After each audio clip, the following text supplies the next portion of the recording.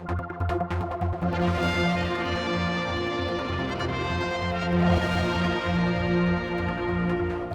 more on the celebrations for Manx Radio's 50th, and for this one, unusually, we've come to another radio station. Ron Berry had a major part for many years to play, and we worked together many times, didn't we? Yeah, absolutely. Let's start with the good old days for you. What was your actual time there? My time was started in the early 80s, but I was a Manx Radio fan before that. I remember when we first came to the island when I was a kid. I would be 9 years of age, and my mother had a sweet shop on Prospect Hill, and Manx Radio's offices were then on Prospect Hill in Victory House, in the old Victory House before Lloyd's Bank, etc. So they were a couple of doors up from Mum. And she was the first advertiser, along with George Ridgway, on Manx Radio.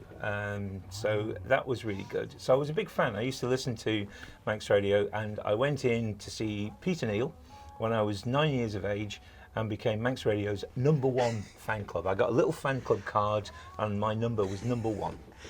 And then it was all downhill from there. And it was, I mean, because you joined the station in sales, wasn't it? Initially? Well, I always had a love of radio, for sure. And I'd sort of gone off to Australia, actually, in the early 80s, in 1980.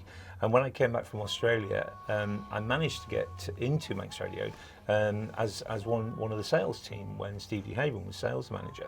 So I started there in the sales team, and then sort of progressed into programming, production, and presenting. So it was really good. And we had a little interesting trip. We went to New York, didn't we, to do something, and then we decided we loved this so much. We managed to get to Australia. The following year, went to Australia. All on the pretext of an interview with someone from an Australian soap opera, which was on Manx Radio, the Castlereagh Line. Castlereagh Line. Interesting, we've got a few pictures of us there. Gosh, we don't look the same age, I have to say, do we? It was an amazing series, you know. I mean, the listenership to it was really good, and people were hanging on it. It used to end, you remember? It always ended on this major Australian cliffhanger, didn't it? And then, the following day, then the new episode would start all over again. So we had all that time down there. Now, you eventually obviously set up, you like Juan Turner himself, he went off to set up a radio station, you went off and set up another radio station. And since then, how's it been? Because obviously, the news last year was you were looking to kind of amalgamate with the radio station in some ways. They weren't obviously it was much later. I mean, time in Manx Radio was a really good grounding. I started a kids program with Dee Lewis. Oh yeah. Rendezvous. And that was really popular and really successful.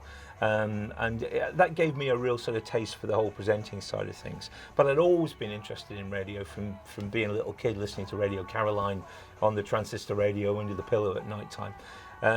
The move into 3FM really I came out of Manx Radio to start my own advertising agency. So I had a full-service advertising and promotions agency called The Agency. Still carried on with a lot of radio work within the agency. And then the opportunity came to apply for another license. So we had a consortium of people. We applied for the license in 2003, 2004. We got licensed. And there we go. I mean, the gap in the market really was for a full music station, very targeted to an audience of 35 plus adults, and it's been really successful. I took over the station completely at the back end of 2011 when I bought 3 of the shareholders out. So, any more ideas to link with other stations now? Is that all over? Not really. I mean, you've got your Energy link, haven't you? Yeah, we have a relationship with Energy, which is a good relationship. It's a symbiotic relationship. It's a really based on sort of a requirement to sort of save money, as it were. Yeah. So we do that, and we do that successfully. Yes, of course, there was talk about further amalgamations, but I think that's well and truly buried now. Okay.